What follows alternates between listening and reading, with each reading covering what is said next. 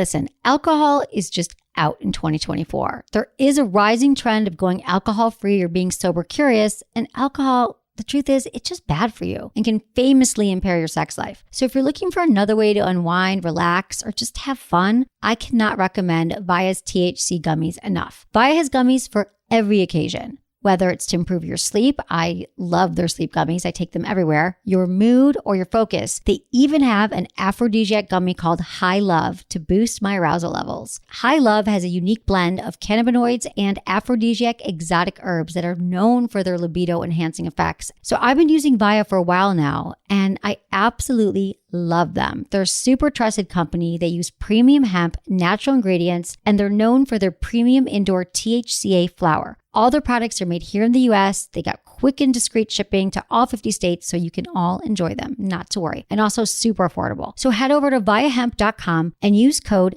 Emily at checkout to save 15% off your order. That's VIIAHEMP.com. Use code Emily at checkout for 15% off your order, and let me know what you think. Hey everyone, welcome to tonight's show of Sex with Emily. My guest is Candida Royalle. She's a true pioneer. She created the idea of erotica for women and couples so you can all improve your sex life and get turned on together. You're going to love tonight's show. You know, I'm obsessed with toys. I talk to you about toys all the time, but they're not just for women. Do you know that Fleshlight is the #1 sex toy for men? I mean, wouldn't it be amazing? Imagine if you could feel the pleasure of having sex anytime, even when you didn't have a partner. Fleshlight is the most popular sex toy for men. It simulates the sensations of sex, and it was engineered to look and feel like the real deal. I've given one to all my guy friends are like, what? Why do I need that? I've got my hand. And now they're like, can I get one for my friend? I'm like a dealer of fleshlights around my office. I swear to God, you guys will love it. You should check it out. It is, you can also check out the Fleshlight Stamina Training Unit. It helps you practice lasting longer and becoming a better lover. And you'll experience some pretty mind-blowing orgasms. And it's funny because I've been talking about this a lot. I'm getting hundreds of emails from people, and you all want to buy it, and you're all enjoying it. So please check it out. Go to sexwithemily.com and click on the Fleshlight banner now. Go to sexwithemily.com /fleshlight or click on the Fleshlight banner. Thanks for listening. Look into his eyes. They're the eyes of a man obsessed by sex. Eyes that mock our sacred institutions. Bedroom eyes, they call them in a bygone day. Hey, Emily, you got a boyfriend? Because my man E here, he just got his heart broken. He thinks you're kind of cute. A girl's got to have her standards. Oh, my. Do women know about shrinkage? Isn't it common knowledge? What do you mean, like laundry? It shrinks? Can we not talk about sex so much? Are you kidding me? Oh my God, it feels so good. Being bad feels pretty good. But you know, Emily's not the kind of girl you just play with. You're listening to Sex with Emily. We're talking about sex, relationships, and everything in between. For more information, go to sexwithemily.com. Because when you're at sexwithemily.com, you can do so many things. We update the website every day. We have all the podcasts there. The easiest way to listen to them is to subscribe on iTunes. We do 2 shows a week, and you should sign up for my mailing list. I've been told, I don't want to brag, but I give pretty good email. So I send you emails, give you information, and improve your sex life and your relationships, which is what I know you all want. And also you can follow me on Facebook and Twitter and Instagram, all Sex with Emily. And also you can send me your questions, feedback at sexwithemily.com. So I have a few exciting announcements to make. And I'm here with Anderson tonight before I introduce my amazing guest. How you doing, Anderson? What up? I'm doing good. How are you? I'm really good. Just got back from Michigan. How was that? Were you just flying out, just passing out fleshlights left and right? Exactly. I was. You can't believe. That's my crazy. suitcase, That's it was 54 pounds. I came home, it was like only 42 pounds. It's like, I had hi, 10 Mom. pounds of sex toys. Hi, Dad. Here's a fleshlight. Exactly. Now I brought home my candles. I brought home a sex toy for my sister-in-law. My nieces found it, the rabbit. You're very funny. You're like a sexual Santa. I am the sexual Santa to everyone I know. That's like my purpose, I think. My trunk. Instead I'm like of a dealer. reindeer, what do you have? You know how guys sell You're like this, sliding on a loop? You know there's those guys who sell like the fake purses out of their trunk? Like people come to my trunk and I've got like sex toys. But they're all real. But they're not fake. But they're fake dicks. They are fake dicks. Yeah. They're not necessarily. They're not like Gucci They're not dicks. dicks. They're not Gucci. That's true. But it was a good time, and I have lots of exciting announcements to make too coming up soon about some new business stuff I have going on in Michigan, which is great. And also, everyone, I want you to check us out on iTunes. If you like the show, I would love it if you would just go to iTunes and review us. It would be awesome. tell us what you think of the show and all that stuff. Ones and fours is always what I say. Either hate it or love it. Don't think Fives, that it's okay. Anderson, fives. Oh, ones or fives. I'm sorry. If you Ones or hate fives. it, don't listen and turn this off right now. But if you love me... Stop masturbating. I think anyone who hates this show, they're probably just masturbating, and then they feel guilty afterwards, and but then what that's about why. people who hate shows? I'm like, change channel. Don't listen. Don't download it. Yeah, it's like when it's on iTunes, when it's a podcast, Yeah, it's not like it's on your download it. dial. It's not What like do I we're... care? Yeah, it's like it should not be on iTunes. I'm not talking about yours. I'm talking about like my podcast. I know. People say that. It's like, is it in your way? Like, how is it? There's like a million iTunes. There's a million podcasts. People friggin' relax. Okay, I'm start talking to my wonderful, beautiful, lovely guest here. I've heard so much about it's Candida Royalle. Hi, Candida. Hi, Emily. I'm so glad we are making this happen because it's been a Yes. long time coming. It has been a long time coming. I know. And so if you don't know, Candida Royalle is a pioneer in many ways because I've been studying you now. So I know I've always known about you, known your work, but like really you've fascinating things that you've done, things that are coming up for you. And one of the first things I was thinking about that was important is because one of the reasons you're a pioneer is because you truly invented the couples erotica. I mean, that really didn't exist before you. Yeah. And it's, you make films from a female perspective, but that couples can often, they can watch and enjoy together, which I Right. think is amazing. And I think that porn has become so confusing right now for men and for women and for couples. And the thing with men is, these days they do so much of their porn watching and hiding and they do with shame, and the women are hurt and confused and they're turned off by their partner's porn watching habits, and they feel Right, assaulted right. by some of the things their partners are watching, and they're distressed because my Yeah. partners want me to look and act a certain way. I mean, you know all this, and this is why you created it. But this still goes on. Yeah. And so, Yeah. and bumen believe that, if he's watching porn, then, then I should look that way. But I thought we were having great sex. Right, right. And then it feeds into women's insecurities about body image and All insecurities of and the above. infidelity. And it's challenging. They can't And men's understand it. insecurities too. Exactly. They feel like they're going to be compared with these guys with huge things. Exactly. And, Every guy I know thinks they have a small penis now. Yeah, And the guys yeah. I've been with, I'm like, no, your penis is, no, it's small. Right. Do you watch porn? I'm like, come on, people. Yeah. Right. It doesn't help anybody. And I always tell people, well, guys write in, my girlfriend's mad at me, or girls write, and women write in. I say, watch together. Yeah. Watch together. Learn together. Find some porn. And I always say female-friendly porn. And people are like, well, what does that mean? And so, I mean, I know we have a lot to talk about today, but I would love to talk to me about Femme Productions, which you started, which was in 1984 you started 84, it. yeah. So talk to me about how you started that and what your vision was and how you implemented and all that stuff. Yeah, it was So kind relevant. of bizarre, really, because I was really, I had been in movies Right, for so a you were few porn- years. right. I was a porn How many star. years were you in movies? Only 5 years, and Okay. I only did about 25 features. If you look at my bio, or not my bio, but if you look at other people's lists of movies I was in, it makes it look like I did 500 movies. Right. But it's just people taking scenes and inventing new movies. Exactly. It's so creepy. And so I really only did about 25 features, and then I realized that I was really conflicted about it, I was in porn. And, so I wanted to make sure that I was okay about it. So I did all this soul searching and research and blah, blah, blah, and went into therapy. And the irony is that this whole period of soul searching that was supposed to put closure and put Candida Royalle to rest really just got me thinking about, I really came to terms with it. I decided that there's nothing wrong with performing sexually for other people to enjoy watching, as long as everything is consensual and it's all respectable and it's safe for sex and all that stuff. But what really bugged me the most was that there was no woman's voice. That, these movies were basically being sold on women's backs, but there was, no was all about interest. the men, right. It was all about the men, and it's all supposedly male fantasy. And a lot of men didn't even really care for it.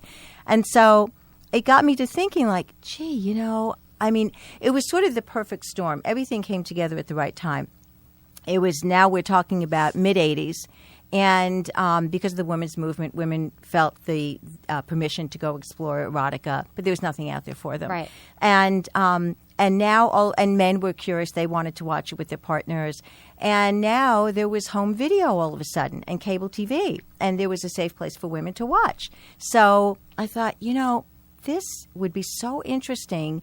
What would a woman's movie? What would a woman-friendly movie look like? And so it really got me to thinking. Like what would you want to see? Yeah, what would I want to see? And to me, the thing that needed to change the most was the sex. I didn't want to just take some silly soap opera plot and then put the same old boring formulaic sex to it. Right. And so that's what really had to change the most. So that's really what happened. I got really curious, and now we had the venue for a safe place for women to watch. So, so you created where were you living? Were you in San Francisco? No, I was already back in New York by then. Okay. I had spent almost 10 years in California. Okay. But by this time, I'd come back to New York. Okay, so now so how did you figure out what it is that women want? Like, I mean, you're a woman, obviously, but did you write the scripts or did you Yeah, did I did. Well, I partnered up with this woman, Lauren Nemi at the time. We did the first 3 movies together. We created Femme Productions. At the time, I was married to this fabulous Swedish guy whose family were very successful in film production and distribution over in Sweden. Okay. And his father thought that our idea was just brilliant, and he offered to put up all the money as long as I found a distributor. I didn't even have to look for the money. It was so meant to happen. Right, never happens, right? Yeah, exactly. Amazing. And so we started out, really, she wanted to be the director. And I was the producer and the writer of the scenarios. And we started out really simple. The first few movies were like Femme, Urban Heat, Christine's Secret. And they were really mostly beautiful visuals, original music. And I thought, these people look great. They know how to be erotic. Let's not give them big lines to recite. Right. And so that's really, so yes, I actually came up pretty much with the scenarios. So give me an example, so when because I always say I'm like, what's the difference? I'm like, well, they have a plot. Women want a plot. They want storyline. They don't want to just walk in and see people having sex and like the cum shot and like we're not into it. Right. We need, so your films are more, I mean, how could you Well, say they're that? more plot driven, but it's also context. I think women want a context. Right. They want to know the character. Yeah, like why are these people here and what would this particular couple do together and why? Right. I like to use 3 Daughters. That was my 4th movie, and that was really the one that put us on the map.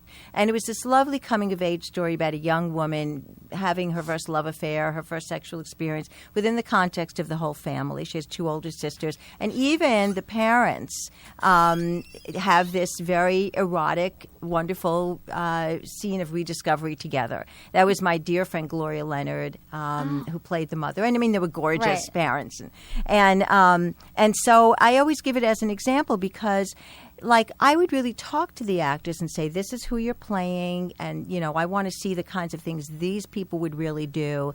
And I don't want it to be the same old, like, no matter what kind of scene you were doing in typical porn, she's playing a virgin, but meanwhile, the first thing she does is drop to her knees and swallow him up. You know? How does she know how to do that? Yeah. Right.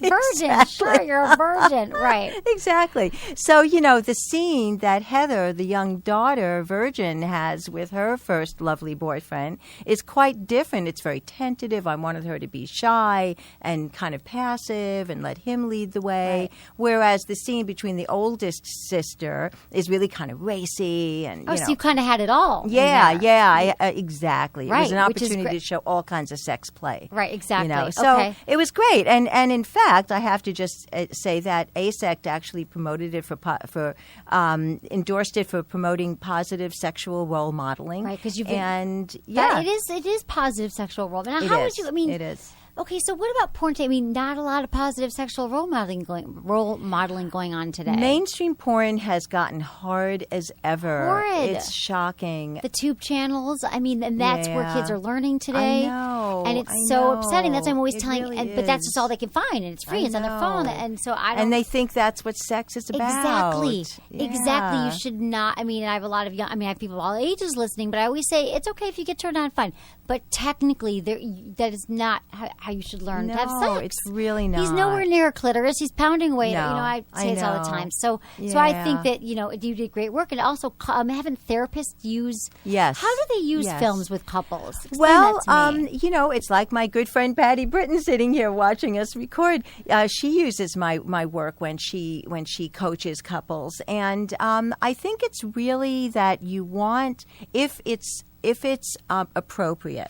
You want to suggest something for couples to view together that makes them feel comfortable, that is not going to frighten anyone, is not going to turn off anyone, that isn't making the woman feel like she's going to be measured next to that person, and that shows couples making love in a way that is really communicative and tender and playful and fun and creative, not just the same old guy walks in, drop to your knees, swallow and then them up. So is there other people making these kind of films? Say, like, what films would you, if people listening out there, like, what film should I watch? You recommend your films, and then what other films do you think? Who do you think is doing this today? Because I always say go to Good Vibrations. We work with them a lot. They have like an After Dark series. You know, you can buy minutes through them. They have good films and stuff. I love Good Vibes. But I mean, what do you? Well, I think that Tristan Taormino's line is interesting, where she brings porn stars in and they just do their own thing. Right. And Nina Hartley did a really nice how-to line. But and there's some what we used to call edutainment films that are like sex therapist hosting and taking people through scenes. But honestly, I really think some of the more interesting new kind of stuff is coming outside of the United States. There's some wonderful European filmmakers, women filmmakers. You know, like I'm interested in distributing the work that other women direct. Right. So you're still running the company? Yes, I still run Femme Productions. Femme Productions. So like I have a couple of Petra Joy's movies. She's a German filmmaker from out of the UK. I think that Erica Lust does really beautiful work. And also there's another woman, Anna Brownfield,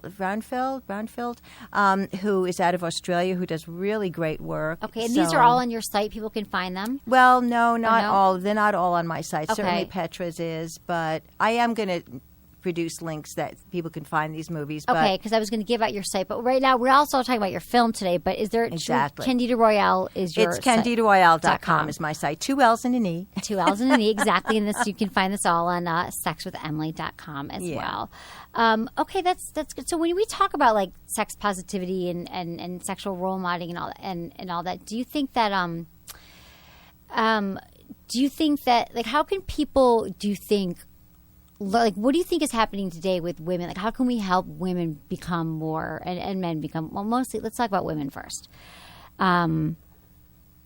How can we help women, you think, feel more, better about their bodies, about their own sexuality and taking charge of their own, pleasure? Like I talk about a lot on the show, that so many of us are raised that it's about the male, and that still goes on, especially if they're watching porn today. How can we help them feel more comfortable and empowered in their sexuality? I think that I address a lot of this, and I'm not just doing a shameless plug here, but I think that my book really addresses it, How to Tell a Naked Man What to Do. Oh, I was going to come to that next. How to Tell a Naked Man What to Do. Yeah. I love the title, and I was going to be like, well, what do you tell a naked man? So tell me about How to Tell a Naked Man What to Do. It's a book. You buy it on Amazon or your website? You can go right to my website and go to Amazon through there. I love the title, by the way. It's really fun. Yeah. And it's kind of facetious, but it's true. And the purpose of the book is what I thought was there's a million how-to books out there, but if you're not comfortable about your own sexuality, nothing is going to help. Exactly. So my book basically takes you through, it's as if you're making a movie.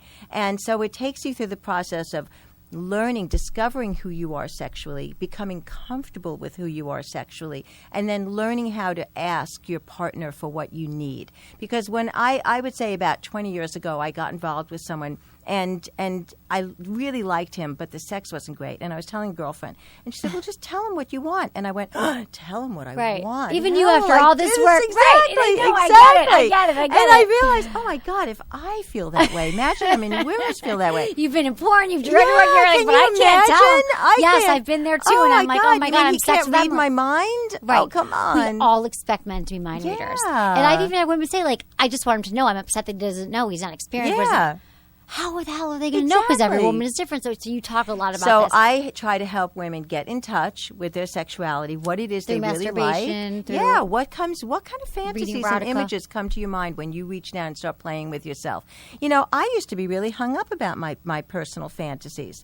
And I thought, these are so politically incorrect. I was a feminist in college, Right, you're like, I can't be thinking about a gangbang or whatever. Exactly. I can't be thinking that this guy just made me have sex with him, and because and that's only a fantasy. Right, it's that's a fantasy. The I get reason. it. Fantasies, right. It's not that you really want that. And so, but it's the thing that gets you there. I always say that I think that rape fantasies are so popular with women because we're so hung up about admitting that we want sex that we have to pretend in our minds that, oh, he's making me. I have no say in this, so I might as well just lay back and enjoy it. Right, exactly. It's not that we really want to be raped, fellas. No, we don't want to be raped. And I always thought also, or that fantasy that we have of just being taken is because, there's nothing like that feeling that he just has to have you, that we're the object of desire, and that there's nothing like being ravished and wanted and desired, which is what women, we want to be cherished and loved. Yeah. And if, and the fantasy of a man, just he can't take it anymore because you're so sexy and beautiful and hot. Can't keep his hands off of us. Right. And by the way, men want that too. Men actually want to be dominated more than women do. It's sexually? actually the truth. Yeah. They all say really they don't. Want to. They really want to give up the power and surrender. I think it's just a lot of work. They're like exhausted, really. They're like, really? I really have to think of the next move and the next move. They do like it. I think you're right. Yeah. So so in the book, so you talk about women learning. So what are some like main takeaways though from the book? You think that women, like, I understanding your own body, and being able to communicate that. Right. But like, give me an example. Like, let's walk through a scenario. Well, like, I actually walk them through setting up an encounter. Like, you're going to have your lover come over. And so I talk about, like, getting ready for the night, picking out an outfit, picking what kind of fantasy play do you want to play with.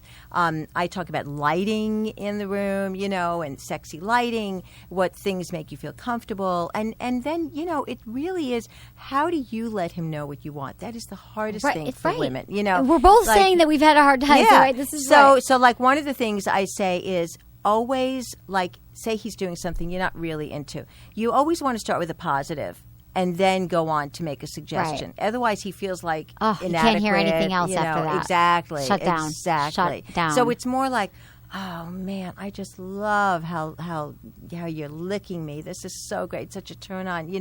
Could you like maybe just do it a little more this way? Right. So it's like, as opposed to the left, to the left. Exactly. Right. You're not directing traffic. Exactly. Here, Exactly. So we have to be sensitive. Men are brought up to think that they're supposed to know everything. They're the great, teachers.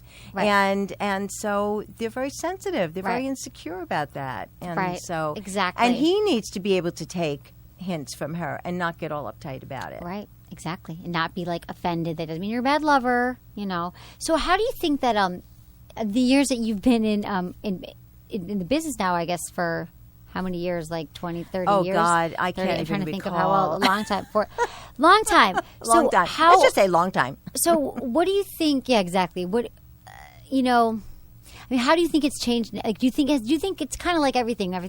When everything changes, we're like, oh, it used to be so much better. And really, what do you see as the change being now from then to now? The thing that I'm kind of upset about is that when I was a feminist, one of the big things was that we wanted equal time in the bedroom, and men really did want to listen to us, and they wanted to be really good lovers for us. And now what I see happening is a lot of young women making themselves popular by being great in bed without any focus on what they want. Exactly. And that is really a concern. Right. And then the porn upsetting. doesn't show that. Porn does not help. Exactly. It doesn't help at all. I absolutely hear that. So, so now you are working on a film. Yes. Correct? Yes. I also just want to say real quick that in the middle of that, I also started my natural contours line, which was really a great adventure. Tell me about that. Your toy line. Yes. Okay. Yes. You started that when? Did you start that? Was in 1999. We were actually the They're first beautiful. people. I looked them on your site. I haven't seen them in person. And I'm so crazy. I realized I should have brought you some. I know. I'm going to send you some. I would have given them out in my trunk. Yeah. Just kidding. I would have kept them. I'll send you more. I wouldn't have patted them on the street. But tell me about your line. Well, it was really exciting because we really were the first ones to come out with what's become this huge mainstream industry. Of vibrators? Of vibrators, yeah. My a Dutch industrial designer approached me saying that he had this idea, why can't we make vibrators that are more artistic, more discreet, more beautiful, more economically correct, and that women can feel comfortable owning? Right. Because back in 99, it was still just nothing but big veiny cocks. Exactly. And the rabbit. Right, exactly. And the rabbit and like the porn star on the box and plastics and all that. Not even, hardly. And it was just all the same thing. And so I thought, what a great idea. Well, of course, actually, first I said, well, show me something. Right. And he sent me these prototypes of these beautiful, well, you see what they've become. Yeah. And just really something that women will feel comfortable. We wanted to come up with something that even the most conservative, shy woman would feel comfortable Right, they're owning. really, right. So tell me about, what are the best sellers? Tell me about some of them. Well, the best seller actually was our Ultime, which was shaped like a U. We were the first ones to create the one that wraps around the pubic bone and stimulates the clitoris and the G-spot at the same time. Okay, I know So that was our big seller. I won't even say it. Your competition now. Listen, everyone admits to us, thank you so much, we copied you.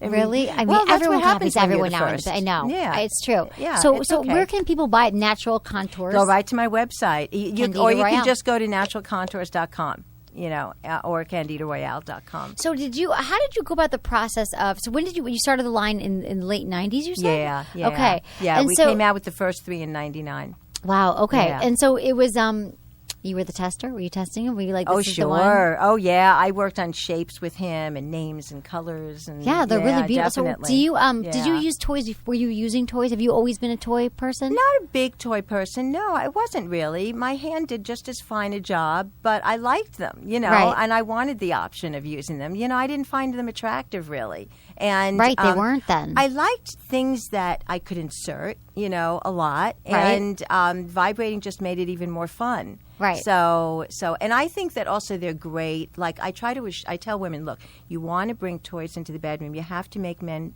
believe that you're not replacing them. Exactly. That it's for both of you to play with, and that it's great fun to use while you're having sex. So like while he's entering you, we have some that they're not phallic shaped. They sit on the pubic bone and they stimulate the clitoris while he's entering you.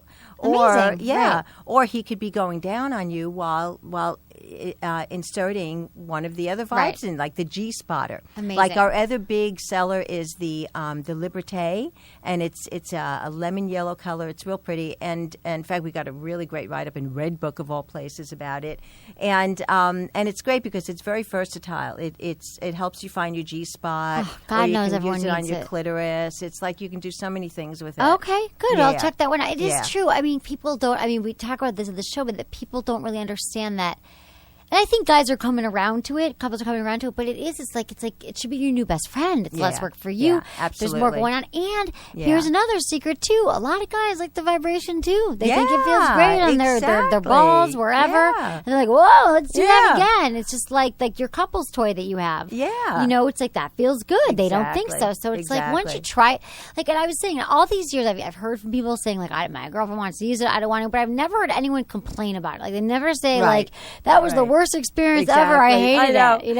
It was so funny. One time I was having sex with this boyfriend of mine, this really gorgeous, hunky 6'6" guy, and he pulls out one of my sex toys, and like, oh, this is going to get fun and interesting. And I looked away from it. I turned back. He had it up inside himself. It's He did? Oh, he put it inside himself. No way. I was like, oh, this is becoming very interesting. Right, exactly. So what do you think about that? When you say men want to be dominated, do you think that a lot of men want to be anally penetrated as well? I wouldn't go so far as to say a lot, because I think many don't want to admit it. Right. They're scared of admitting because they think silly things like, oh, it means I'm gay or Exactly. something. But I think that a lot of men who are really comfortable with their sexuality and open to trying new things would like to feel what it's like to be penetrated. Right. And I'm can always you like, blame why them? not try it once? If you hate it, you hate it. You don't like it. But use lots of lube, go slow. It's another experience. Yeah, the woman has to be very sensitive. Use a lot of lube. Just start with tiny little things, not some big phallus, Right, exactly. Yeah. You got to start small. Yeah, everything. exactly. And lube. Exactly. That's how I feel. So, okay. So now your film, which I watched a trailer to it, which is, it looks fascinating about your life, and it is called, I have right here, While You Were Gone.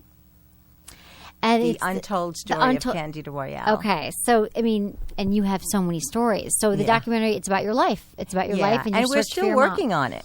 Okay, really? Oh, because the trailer looked amazing. Yeah, thank you. And you're doing it through Kickstarter? Are you still? Well, we had a Kickstarter thing going, crowdfunding, and that was on for a month. And we did not raise all the funds that we were hoping to be looking to raise a lot of money. And so instead we switched over, and we now, if people go to While You Were Gone Film, or they can even get to it through my website, we have a PayPal site that they can donate through. Okay, got it. Okay, when we come back, I got a quick break from our sponsors here. We're going to hear more about that. But first of all, I need to talk about one of my new favorite electronic objects is not a vibrator. It's actually the No Pro. Hey, removing hair. What a pain in the ass is it, right? Shaving and waxing and tweezing. I'm sure you've probably done it all, right? So the No Pro is amazing because it's the best way to remove unwanted hair, which you have no pain, and you just use it over your body, and it zaps your hair, and it has like weeks and weeks of long-lasting results. And I'm obsessed with it. Wow. I just sit at home like, I got a hair there, I'll take it off. It's for your legs, your arms, your face. Men can use it too. You know how men sometimes they're like, I don't want to get my back waxed, but what am I going to go into a salon? But you can just do it at home, or get your neck or your chest, wherever you have hairs that you don't want them. It has no pain. The No Pro. I'm obsessed with it. You will love it. Men and women, you get a 100% 60-day money-back guarantee when you purchase it. You go to nonoemily.com. That's nonoemily.com. You also get a $50 gift card to an award-winning skincare line. And it's funny because when they sent me mine to try out, I at first was like, I tried it, and then I love the No Pro, but I didn't try the award-winning skincare line, and I'm obsessed with the skincare line because it's like this tinted moisturizer thing that is amazing. So anyway, it's really cool. Go to nonoemily.com. No more like razors or waxing or any of that crap because you don't want to deal with it. Also, another thing, I hear from friends every single day that they want to start a website. They're always like, I want to start a website. I want to start a blog. I don't know what to do it. It's very overwhelming. But now there's a new site called Weebly.com. That's Weebly.com. It's the coolest concept. So it gives you the freedom to create a great website for whatever you want. Any idea you have at all, you can implement it with a Weebly website.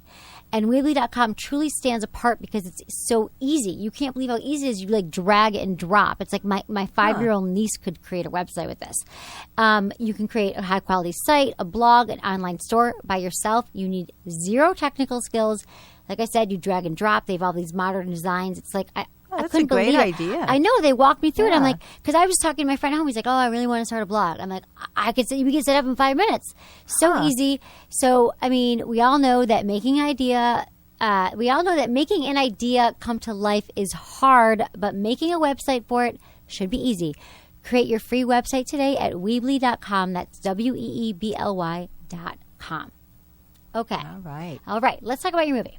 So your documentary is about your life, and it's your Kickstarter campaign, but you're not doing that anymore. So but they can find out. Okay, but so like if you go to YouTube, you'll see you can just type in "While You Were Gone," the untold story of Candida Royalle. It'll come up with the trailer that you're talking about, and we're on Facebook. We have a page for it, "While You Were Gone," and you can find me on Facebook, and we have a website, "While You Were Gone," and so now people can just donate through PayPal. Okay. And cool. we're at the stage where, basically it's... Tell the story about it, because it's a fascinating story, and I actually, of course, I'm sure everyone wants to know what happens at the end, but you're not going to tell me. I'm like, maybe I'll ask her off air, but I'm like, I can't wait to see it, but it's a search for your mother. Yes. I mean, there's lots of other storylines running through, but the deal is that I've done so many interviews. I've been in so many people's documentaries, but there are things that I never wanted to tell, that I really wanted to only tell when it was right time, in my own words.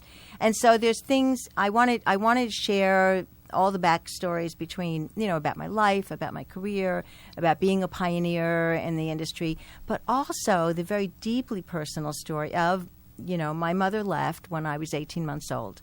And I never really knew the truth. Why did she really leave? I knew what I was told growing up. And what were you told? Well, I was told that she was not a good woman. She didn't want us. She didn't love us. She abandoned us. And I always just thought, no, this just says, you don't just leave. It was me and my sister, two little baby girls. God. How old was your sister? She was... my sister was probably, if I was 18 months old, she was probably close to 5. And we also had a half-brother who was older than us from another father. So I just knew there had to be more to this story. And I really wanted to know the truth. And And I used to think about, I tried vaguely to find her a couple of times, but I didn't have enough information. So I just decided that, What about your dad? Did he wouldn't? He told me some things, but he's gone now. Okay. And he died. And, the truth is that I talk publicly about the fact that I have cancer now. So I've been dealing with cancer for the last 4 years. And it definitely makes you think about things differently. I'm sure. Yeah. And I'm sorry. It seems like it's been a particularly challenging struggle that you've had. I know I was reading something. I didn't know how much you wanted to talk about it. But where are you at now? Well, I've done very well.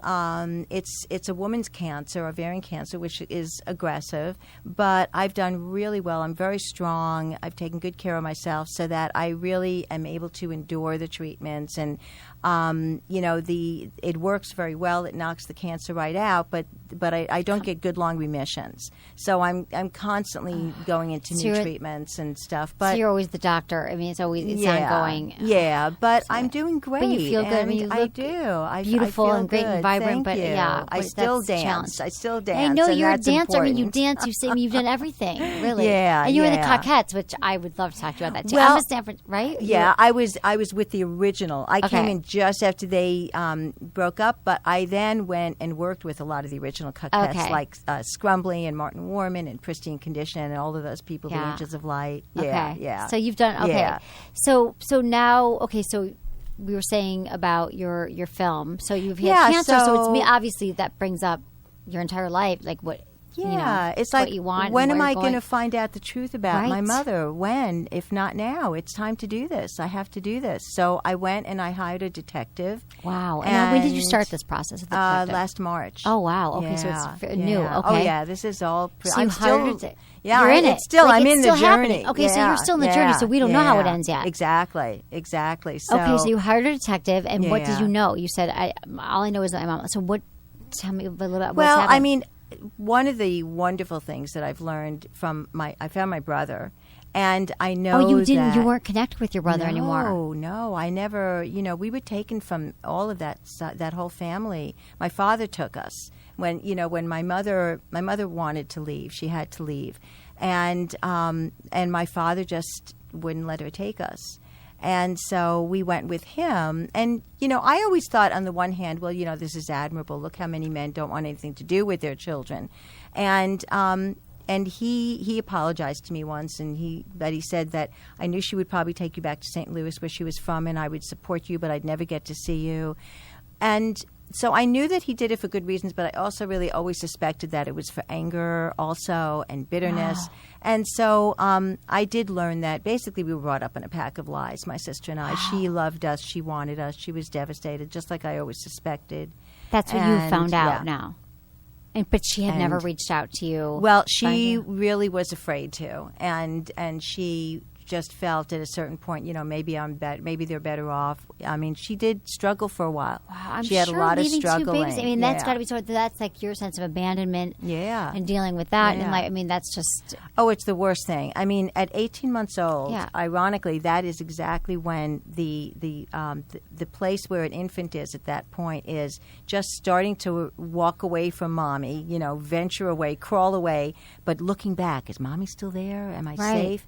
And at one point, I looked back, and mommy wasn't there. Oh, she was never there again. And it's a horrible thing to grow up with. You basically feel that you were never good enough. Right, for exactly. Your own you blame yourself, right? Yeah. Like kids with divorce or anything. Yeah. You blame yourself. You were unwanted. But you don't even, it's not even a conscious thing. I used to think that people, because like my parents got divorced or my dad died, young too, I was 19, but I, you think you don't really think, but it's not a conscious thing. Right. You just can't help it. That's where you go to because your mind doesn't know where to go to, and then you live with that. Exactly. And especially it permeates babies. into all your relationships. Exactly. Babies, that's just so sad. Yeah. Oh, yeah. Especially Did your dad babies. ever remarry? Oh, yes.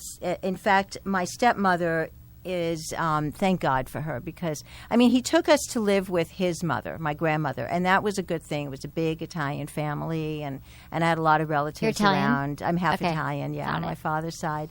And so, but it was sad because I would call all my aunts and cousins mommy, You know, it was like, well, where's my mommy? You know, and I was really kind of lost. And a couple of times he stupidly, when my grandmother got ill, he stupidly put us in foster care. And that was really very traumatic. God. Very, very traumatic.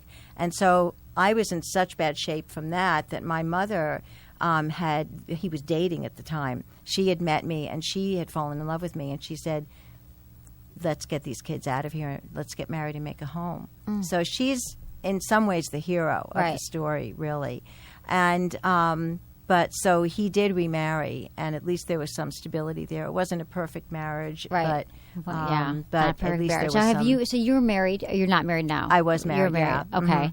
Yeah. And so now you so now you're working. So this is you're working on the film right now. Yeah. And I'm also working on the book.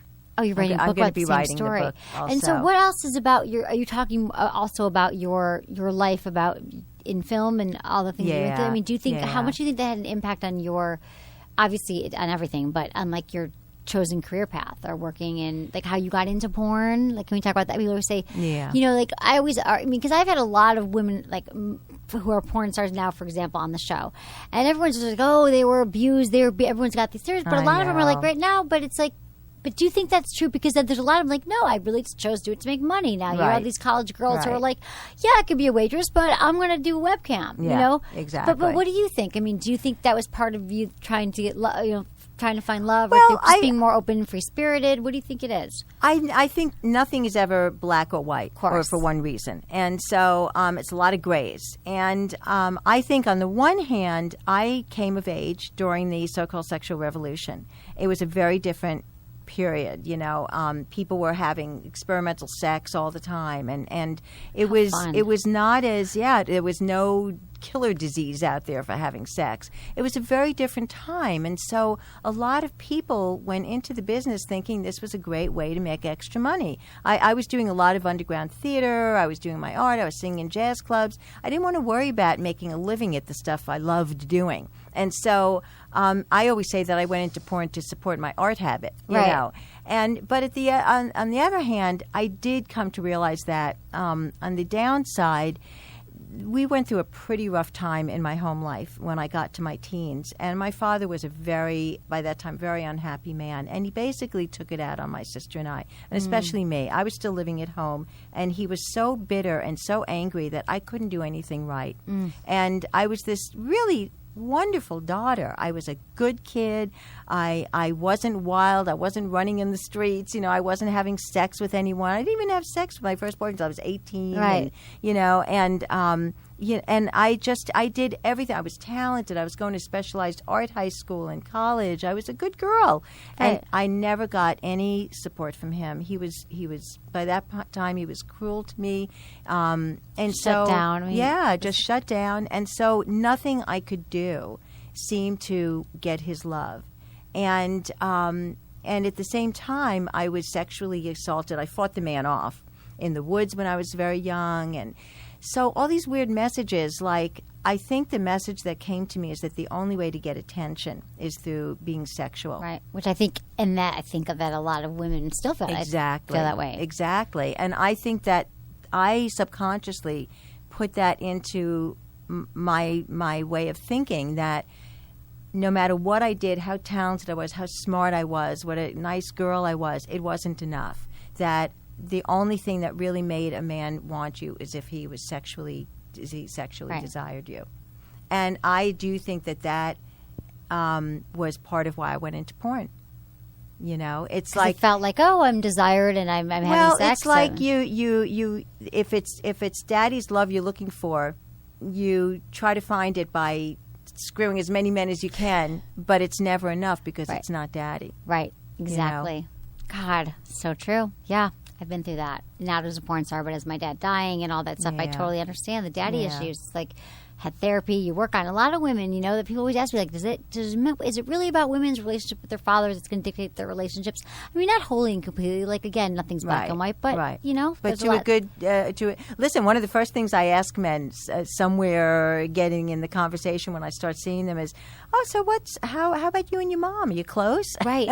I always ask that, too. My mom's like, if they hate their mother, they're mean to the waitress, like, get out of there. No, it's so true. That's the advice my mom always gave me, and she's right. So it's almost a cliche, but unfortunately it's true. I know, it is true. It is true. Well, good luck with your film. We're going to answer a quick email from a listener here. I thought you could help me.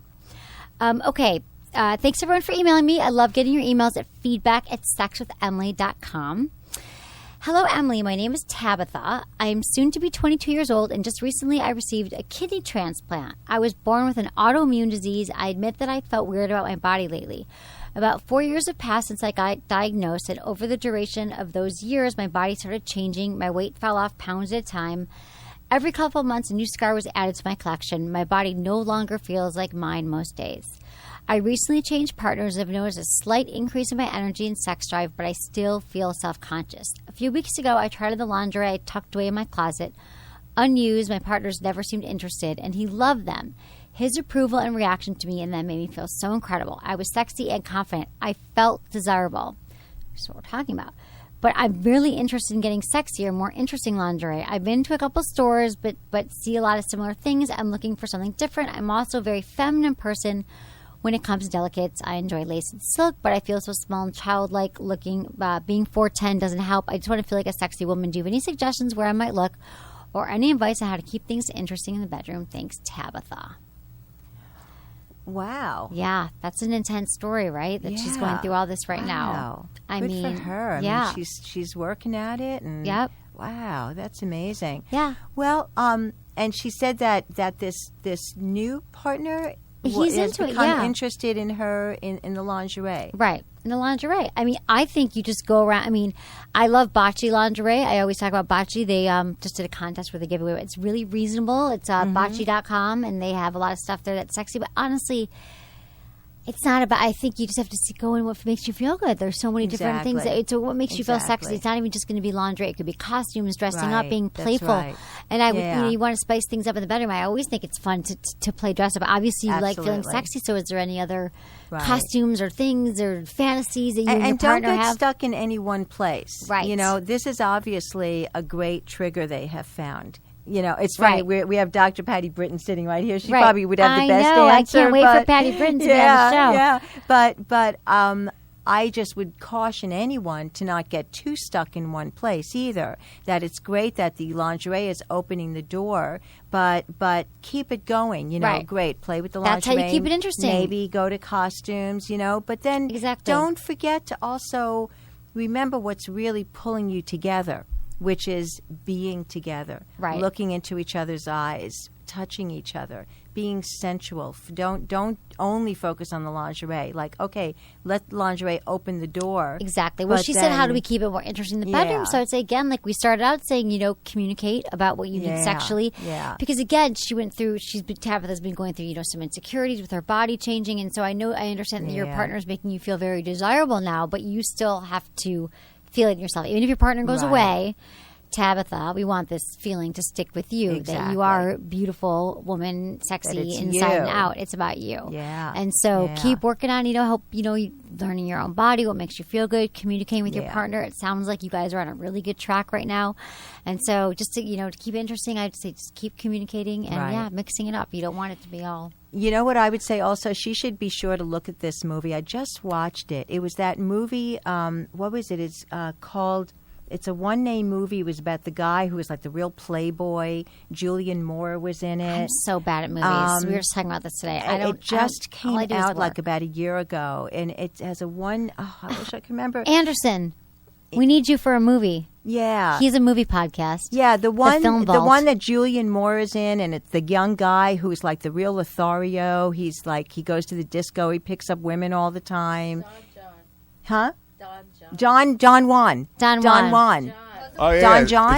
It's Don John. Yeah, Don John. That's it. Don John. Thank you. But it's Scarlett Johansson. Yeah, but it's also Julian Moore because that's the older woman that he gets involved with that teaches him and opens I forgot him all up. about her. Yeah, yes. Because it's exactly what I'm talking about. It's that he had to learn. He was looking to really connect with a woman, but he had to learn that to really have great sex and connect with someone means to be together, to look into each other's Right. eyes. Remember, that's who to touch each other. She should look at that movie. Okay. Don John. That's great. That's great. Yeah. Good intimacy. Watch that. I mean, Yeah. because after a while, couples together, they stop looking each other's eyes, they stop Yeah. kissing, all that stuff goes Yeah. away, and that stuff is all cornerstones to Right. keeping Exactly. the sex alive and You're hot. absolutely So important. right. I know. Yeah. I know. Well, okay, that's all we have time for. Thank you for being on the show, Candida. Thank This is you. great. It's been I'm wonderful. so happy to meet you, and everyone should support you. all your work. So it's Candida Royalle. That's ROYALLE.com. Right. And then the website for your movie. You want to go to the Facebook page? Either go to my site. If they go to my website, it'll get them to everything. While You Were Gone, The Untold Story of Candida Royalle. Okay, got it. Thank you. So great to have you show, and thank you everyone for listening to Sex with Emily. Was it good for you? Email me, feedback@sexwithemily.com. Buying a car can be such a stressful experience, but TrueCar is changing car buying forever. TrueCar actually helps car buyers get rid of the fear that they might overpay, and that fear is the worst. Last month, over 45,000 cars were sold by the TrueCar Certified Dealer Network, and TrueCar.com users save an average of $3,046 off MSRP. So, when you're ready to buy a car, you just gotta follow these 3 easy steps that if you want to save money. First, go to TrueCar.com and find out what other people paid for the car you're looking for. Then, register at TrueCar.com to see upfront pricing information, and then you lock in your savings. Third step, totally simple. All you do is you print out your TrueCar savings certificate, and then you take it to the TrueCar certified dealer for a better, hassle-free car buying experience. Who doesn't want that? Some features not available in all states, and every day, TrueCar.com users receive negotiation-free, guaranteed savings. Save time, save money, and never overpay. Why would you do that? Visit TrueCar.com today. That's TrueCar.com.